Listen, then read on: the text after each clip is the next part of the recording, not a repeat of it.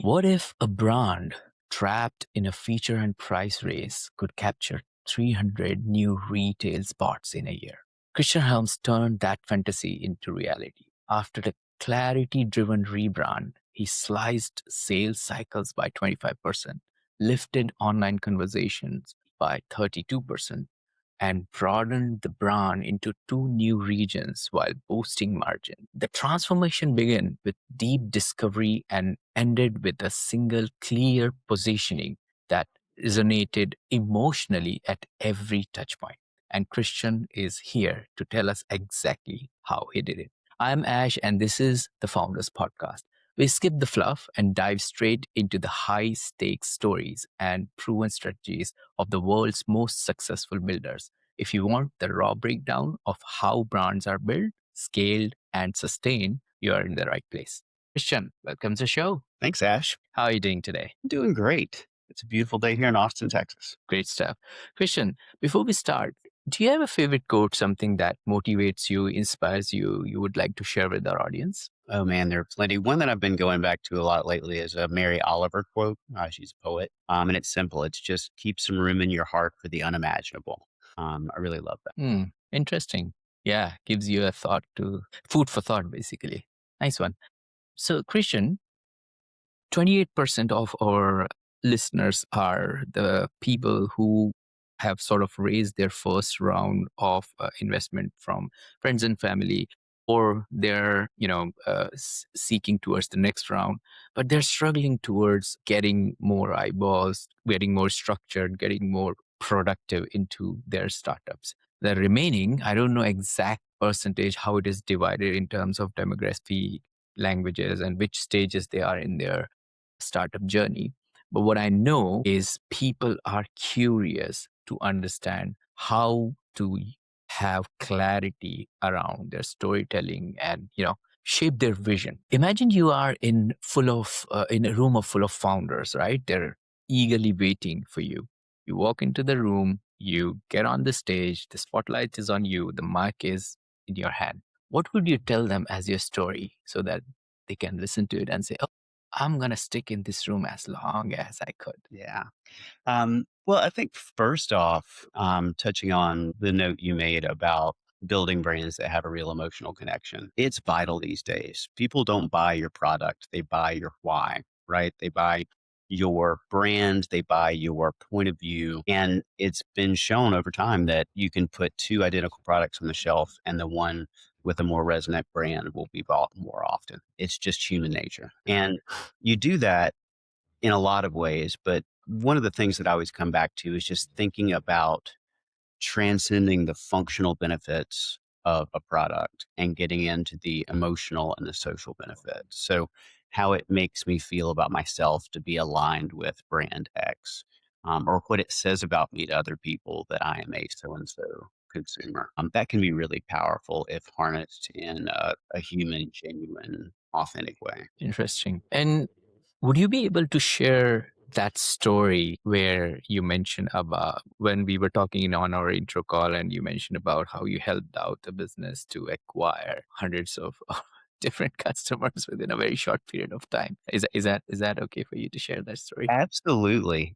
We've Yeah. done it a number of times, and it's a little different every time. Most recently, we worked with a brand called Big Rock Brewery in Calgary, and they were in a tough spot as a business. They were kind of one of the early Canadian pioneers of craft beer back in the 80s and rode that wave and had huge support and huge fans for years, but it had just gotten stale and cold, and the brand was kind of on life support, and it showed in sales.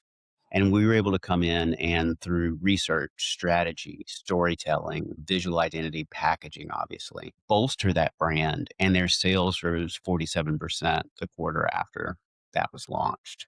That's fantastic. Those are the kind of stats we love to keep. Yeah. I know. I would love to have that. I know. I wish I could do it myself. Great stuff. Tell me more, Christian, about if you have a golden nugget somewhere in your magical box. Tell me about the time when storytelling generally changed the trajectory of business you've been helping out. What happened and what did you learn from it? Yeah, I think we have a small brewery client that we've partnered with for years here called Austin Beer Works. And we were able to build a narrative around that brand that really created a community of fans and folks who felt like the brand was theirs as much as it was the brewery's. And that just extended to all of these different touch points that you might not expect. One of my favorites, we were asked to help them introduce a beer that was light and sessionable, Hmm. to drink, not too harsh on the palate. And our first recommendation was to call it Anytime Ale because it kind of tells you how to use the product, right? Oh, I can drink this anytime. Like it's not Anytime. a big bruiser IPA that I have to work to get through. It's easy. Then some lateral thinking from there says if you're doing an anytime ale, there are a lot of anytimes in a day, so we need a multi pack, right? Mm. An 18, a 12, a 36, whatever the deal is. Well, we just kept dialing that up and up and up until we got to the 99 pack, Mm. which was a real thing that rolled out into stores and made international news for this tiny little brewery in Austin. It was one of the wildest things I've ever seen. It was on Good Morning America, the Today Show, Comedy Central, just it was everywhere. And What was the messaging in the PR? it was What was this? basically the package was, 7.5, 8 feet long, weighed like 85 pounds. Mm. It was covered with all of these anytime occasions that were kind of Mm. funny and witty to highlight all the different reasons and moments that you could enjoy one of them, and people just went wild for it. Awesome. Awesome. I mean, it's always about like how you put your messaging out there, right? Do you have any hidden gems specifically around software as a service or a digital product or similar kind of business you have helped in the past? Yeah, we've done a bit of that. It's usually more a part of the integrated branding we're doing for something larger. So it's seldom just Mm. that as a standalone product. But Mm. really, each of these different media follow a similar set of rules, which we hold ourselves really accountable to, which is create something of value, create something that brings value to people's lives. And then the other Mm. side of that coin is build something that really drives results for our partners. If you can do something to inspire or delight or educate folks in that platform, they're going to see it as much more valuable. Interesting. Interesting. So Christian, you speak about clarity and vision, right? Was there ever a time in your commercial life where when being too much clear too early actually limited your clients or your growth? The reason I'm asking that Yeah. is because um, we do monthly events here in London for startups. So they come here and then they pitch theirs. We have like 45 seconds for each. And what we have learned is um, back in 2024 and 2025, if you just put AI in your startup's name, people were just throwing money at you, right? If you just say, "Oh, we are a like Austin brewery company," right? But we manufacture our beer with AI. That's it. You get like funds into your bank next week or something, right? And then slowly, what happened is towards the middle of 2025, I started speaking with my friends and VCs here locally, and they said that um, there's a lot of AI companies who are building different LLM models. AI is everywhere. We utilize them on every day. But we are not investing anymore in any kind of companies who are building this LLM model. And the reason why they are doing it because these big giants, Nvidia, Microsoft, Google, they have so many resources, talented people, and capacity to literally overtake your whole business within a couple of days. Let's say you have an LLM model you have created specifically for storytelling, right? And you have trained that model from last 15 years of client engagement, analysis, and data and everything. And that is very good with storytelling or creating messaging. But what is stopping these big giants to do the same? Because they also have access to the data. And if they don't, they will figure it out Right. how get into your data set and do it like. And they started investing into the application layer now. So the VCs in the tech world now, they prominently look at the companies who utilize AI in some form, but they don't just invest into the company if they're only creating a different LLM model Mhm, based on asset access they have. What they're investing is on the layer of application built on top of it, mm, right? So clarifying that at a very early stage gets the startups in a big trouble, because application layer is something which is very easy to make right now because of the AI itself. So it's a catch 20 to kind of situation. I was just wondering, is this something similar you faced in your life? And what's the advice you would give to our listeners based on this? Absolutely. It's happened many times. And in building brands, to be honest, clarity is something I try to hold at bay for as long as possible in the process. Because if you, from the minute you start, are clear what this thing should be, you're probably going to an answer that's common or been done before or sort of surface level. So I work really hard to dig in and not have an idea of where we're going in the beginning and let it organically happen between us and the client as we learn more through research and stakeholder interviews and all those things. And to be honest, it's a lot more fun that way. There's so much Mm, more discovery. When you're a young creative, you want to listen as little as possible, go away, do what you want to do, and then try to get people to love it and approve it. And as you get older in this industry, it's the uncertainty and the discovery and the process as much as the end product that you really start to fall in love with. Another place that I think clarity can kind of spin you in the wrong direction is if it leads to very linear thinking.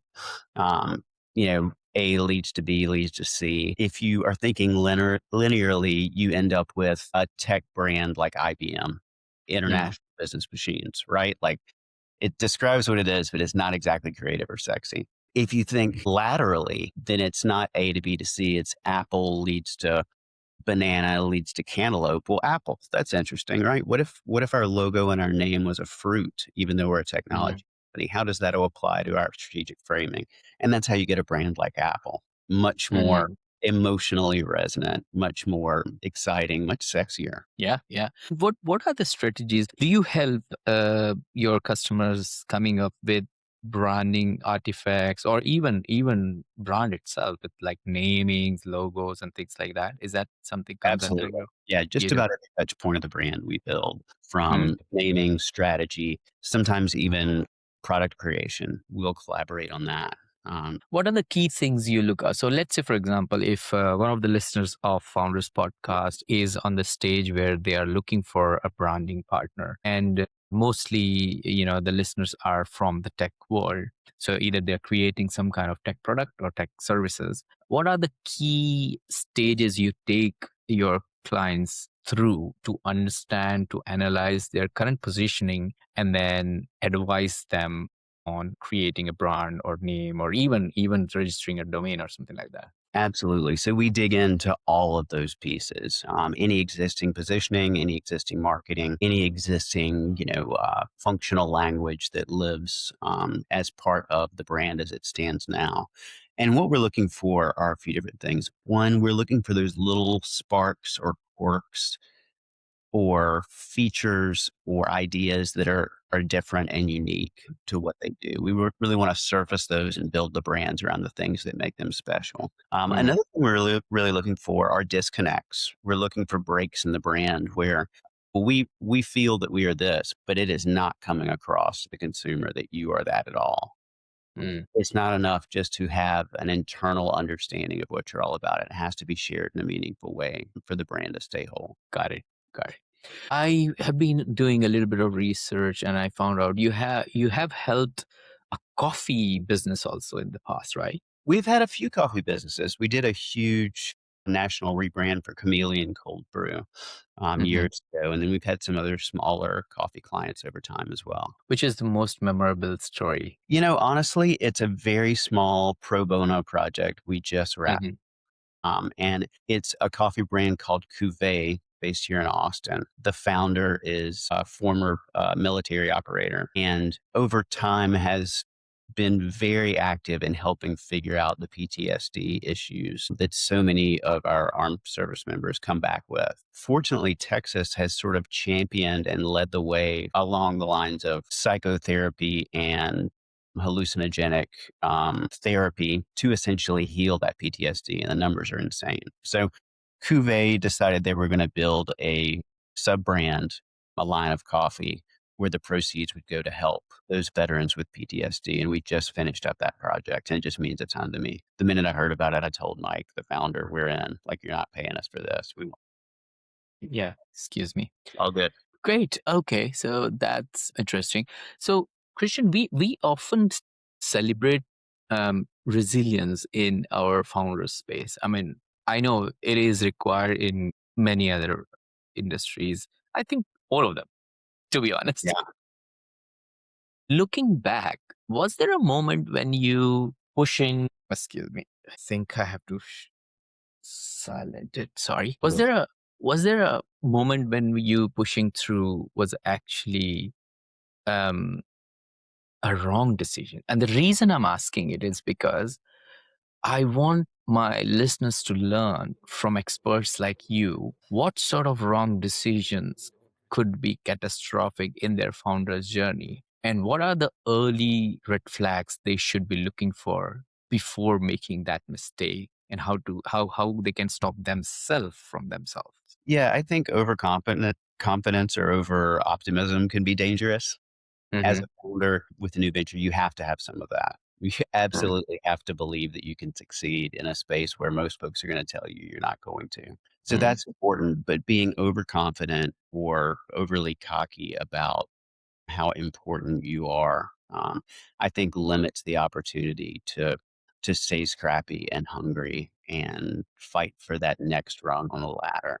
The longer you can hold on to that fire, the more powerful you're going to be as a leader of a brand. Any strategies or any kind of tips you have for the founders to keep that in mind all the time, to keep yourself in check? Have people around that will argue with you. Have people around Yeah. that will tell you no or show you a better way, and be selfless enough to recognize that and trust it and Mm, feel empowered by surrounding yourself with people who may know things that you don't. It mm, sounds obvious and it's hugely beneficial, but a lot of folks have trouble getting over that hurdle. I'm mm. fortunate to have absolutely brilliant folks on our team who are all better than me at the thing that they're great at. And I absolutely love it. It's a ton of fun. Great stuff. So, Christian, this is a little bit of a more sort of like a directional question. If your younger self met you today and that younger self is asking you, so imagine this: I have some cousin brothers and sisters who are about to get out of the universities and they're in premier universities right now, right? So I was thinking when they got in there that their future is like set because, Right. imagine if you're getting in Cambridge or Oxford, you would feel that once you're graduated, you are sorted, right?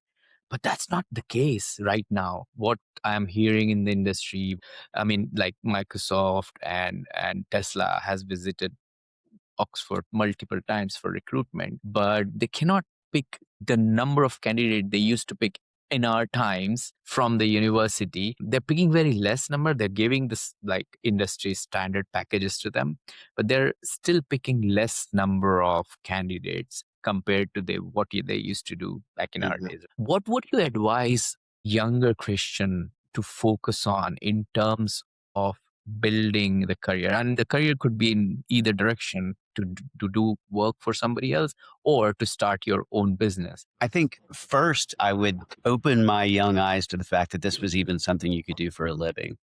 Mm, I grew up, I mean, this is small town in North Carolina, pre-internet, no exposure to brand other than, a Doritos package you get at the convenience store. That doesn't look like it was built by a person. I didn't even make that connection. It just looks like it got spit out of a machine somewhere. So yeah. I had no idea you could do this for a living until the very end of college. I sort of found it and it was an absolute epiphany where it was like, this is it. It combines aesthetics and language and all of these things I'm really passionate about. in one field. The second epiphany was I have no skill set whatsoever. So I had to go to graduate school to essentially learn the thing that I wanted to do. I'd been a journalism major and Mm, was getting pretty close to sort of a quarter life crisis where I thought, what am I going to do when I get out of school? I don't know that I can do something that I don't love. And luckily, I found it. The other piece of advice I'd give myself, and lucky enough, I followed it unknowingly, is your first job out of school can really define your career trajectory. I was fortunate that my first job out of school was with an agency called Pentagram, which is an amazing agency in New York and around the globe. And it put me in front of folks and taught me things that are still valuable today. mm, If you take the less exciting, easier job that pays a little bit better over the job that's going to push you and challenge you and force you to grow, that puts you on a path where your next job is going to be similar to that, doing similar sort of work. It's ridiculous, but people hire you for what you do. So if they mm, see that you have done something, they will give you opportunities to do it more. But nobody's going to grab a young brand person who's working designing greeting cards at Hallmark and pull them into an international rebrand. It's yeah. a tough stretch. Interesting. And did you started the business right after your first job, or was there more like, did you work for other people also? Yeah, no, I worked at Pentagram for a good while, got burned out on just New York, period, Mm, moved down to Austin, and was lucky enough to get a job at an agency called McGarrah Jesse that does absolutely wonderful brand and advertising work. Um, mm, just an absolutely fantastic, group of people and agency. mm, At the same time, I was doing a lot of freelance design and brand work in the music industry. I grew up as a, Chapel Hill indie rock kid, and I was going to shows 4 or 5 nights a week, so I figured why not just get folks to pay me to be there? So I was designing packaging and merchandise and promotional stuff and stage backdrops and all these different things for all mm, these bands that I love, Wilco, Modest Mouse, Spoon, The National, mm, all these really wonderful bands, and that essentially kept coming, and it got to a breaking point where I was gonna have to choose between the 2, and it was an easy choice to kinda move laterally into working for myself, and then that became myself plus, a contract helper or 2, eventually full-time employees. More of a tradition into more traditional brand work rather than the music industry because you can't make money in the music industry anymore. It's gone, unfortunately, unless mm. you're touring, and just grew organically from there over the past 16 years into a group of 16 people. So there's some nice symmetry there. Interesting. And that is exactly what I was about to ask you. Like, you are still in the talks with your 16 years old, right? So that person has gone through wonderful agency jobs. That person has learned how to do the branding and everything. Now, this person is thinking, oh, I could build something of my own, like a business, right? What would you advise to the young Christian around what things to make sure you sort out before actually hitting the milestone of starting a business itself? Like, there must be something which you think I could have done better, right? Yeah. I mean, I should have taken business classes in college instead of Mm, tons of writing in art classes, right? mm, I made fun of my friends who were in business school about how lame it was and yada, yada, yada. But I then had to basically give myself an education as I started mm. my own company and read every book I could imagine on business just to figure out how to get this thing to function and spin like a top. So yeah, I should have taken one for the team and had a few business classes in college. It would have saved me some time. Do you think that founders should actively design their legacy, or does it just emerges organically? I think it's both. I think it absolutely does happen organically. Mm, But, you can either create a brand for yourself or people will create it for you. mm, There's no option to not have one. So founders who have a clear vision, and a clear purpose help to sort of fulfill that prophecy in everything that they do. Folks who are just, searching for growth without any real content or value, it gets a lot more muddled. indeed, indeed. So, Christian, we are surrounded by AI, and AI is everywhere, right? So, my next question is around that. Sort of like, what part of your work do you think will outlast you, and what part probably will not, considering AI is everywhere? Like, I don't know how many of your clients actually think that they can utilize AI for messaging and branding. I'm guessing a lot, or maybe I'm totally bonkers here because I don't know how that industry works. What's your opinion on that? And how do you think the industry is shaping? Absolutely. As a side note to that, we just won a huge project because in the pitch, all the other agencies used AI to create the work and we actually did the work. So that was Mhm. encouraging because the stuff looked pretty slick, to be honest, but you could still tell. And the lack of hands on effort there, I think, played well in our favor. That said, my industry is a really unique one for the AI conversation. One, because like you said, there are a lot of people, potential clients out there who think, well, I can just use AI to create my brand and my messaging. I don't need a skilled, educated partner. Unfortunately, at least as it stands now, the language learning models, et cetera, are essentially an amalgamation of all the things that are already out there. So you're not going to create liquid death by using AI, right? Because it's Yeah. not out there yet. It's something new and different with a unique point of view. And Mhm. it's ridiculous, but it absolutely worked. You're never going to get there with AI. AI is going to be very linear in the way it thinks, not lateral like we talked about earlier. And it's great for some things. It's great for a lot of things. But if your goal, as it should be in an industry, is to stand out and be different, that's the wrong way to go. Mm. It literally is a summation of everything that already exists, and people are bored with that. That's interesting. And have you ever thought that, if you, I don't know how your board of members is structured, but if you were forced to step away next year, let's say, right? Imaginary situation. What unfinished work would you think trouble you most? It's probably just the education I'm able to give clients on Mm. brands and how they work and how to make smart decisions with your business that dovetails with your brand. It's really part of the thing that I just enjoy the most now is just that education aspect. I'm doing more and more writing. I'm actually working on a book around brand. I've done so much writing on the subject and I want to take all those little nuggets of wisdom I've learned and gathered over the years and put them all in one place so that clients can benefit from them. Being of service is a good feeling. Great stuff.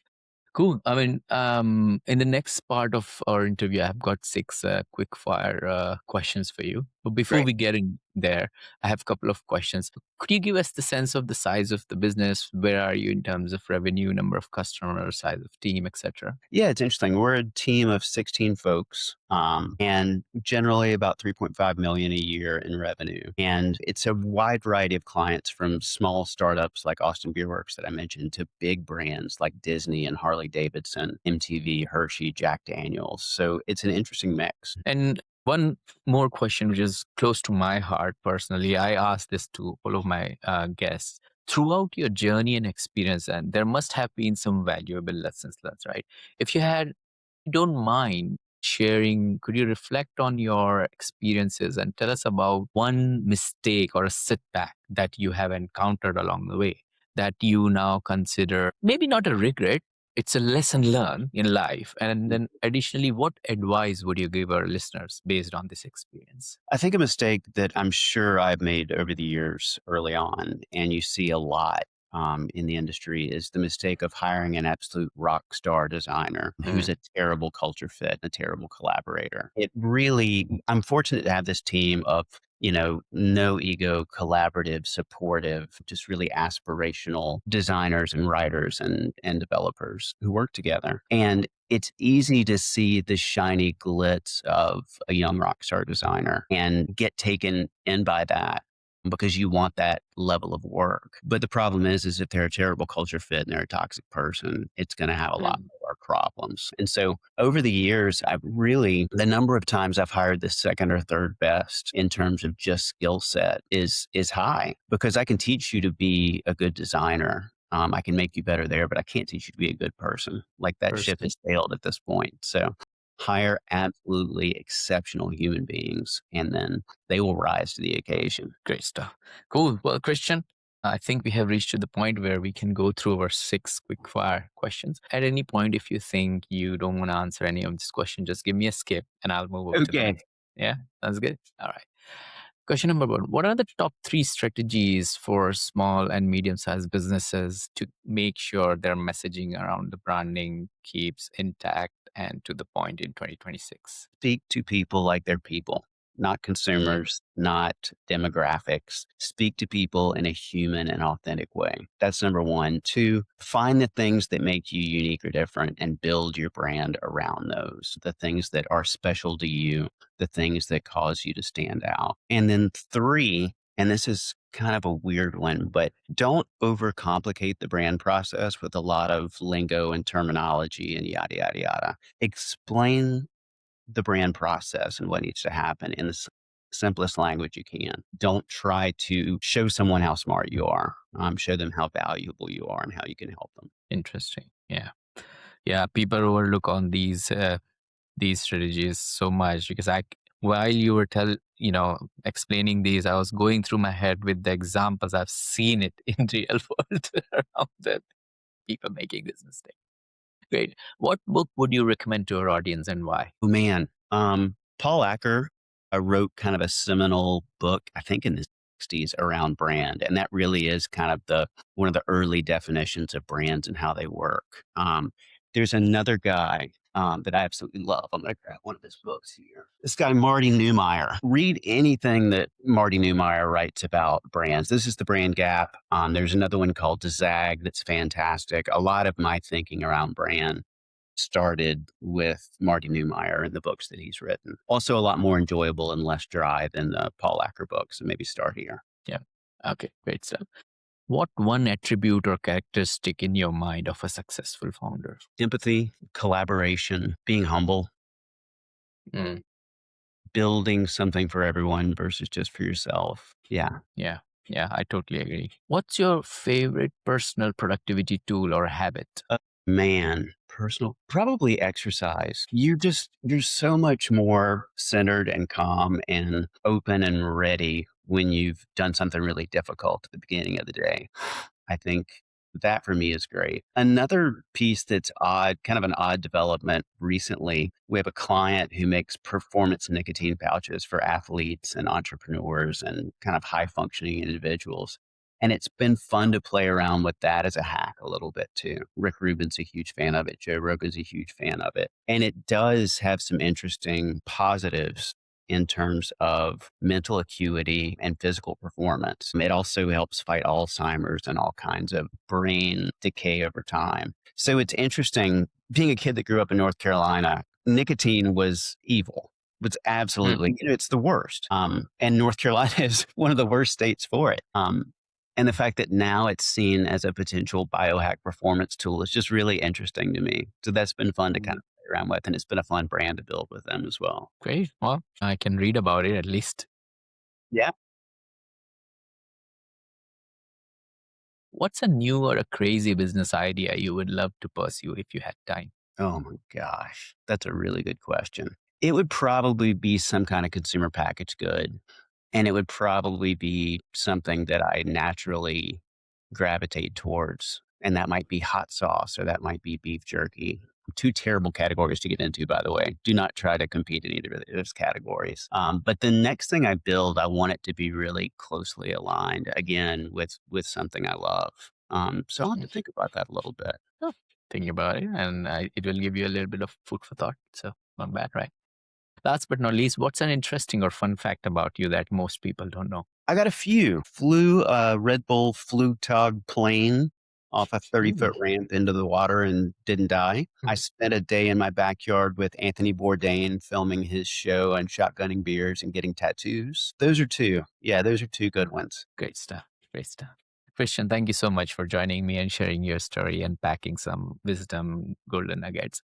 If people want to check out your website, if people want to get in touch with you, what's the best way to do it? Absolutely. Helmsworkshop.com is our web address. And then, of course, we're on LinkedIn and Instagram and all those fun things as well.